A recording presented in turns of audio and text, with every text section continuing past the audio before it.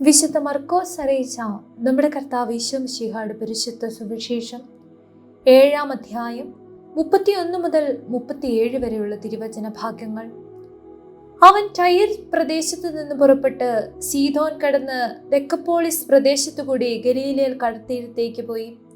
ബധിരരും സംസാരത്തിന് തടസ്സമുണ്ടായിരുന്നവനുമായ ഒരുവനെ അവർ അവന്റെ അടുത്ത് കൊണ്ടുവന്നു. അവന്റെ മേൽ കൈകൾ വെക്കണമെന്ന് അവർ അവനോട് അപേക്ഷിച്ചു. ഈശോ അവനെ ജനക്കൂട്ടത്തിൽ നിന്ന് മാറ്റി നിർത്തി അവന്റെ ചെവികളിൽ വിരലുകളിട്ടു തുപ്പലുകൊണ്ട് അവന്റെ നാവിൽ സ്പർശിച്ചു. സ്വർഗത്തിലേക്ക് നോക്കി നെടുവീർപ്പിട്ടുകൊണ്ട് അവനോട് പറഞ്ഞു, എഫാത്ത, തുറക്കപ്പെടട്ടെ എന്നർത്ഥം. ഉടനെ അവന്റെ ചെവികൾ തുറന്നു, നാവിന്റെ കെട്ടഴിഞ്ഞു, അവൻ സ്ഫുടമായി സംസാരിച്ചു. ഇക്കാര്യം ആരോടും പറയരുതെന്ന് അവൻ അവരെ വിലക്കി. എന്നാൽ എത്രയേറെ അവൻ വിലക്കിയോ അത്രയേറെ ശുഷ്കാന്തിയോടെ അവർ അത് പ്രഘോഷിച്ചു.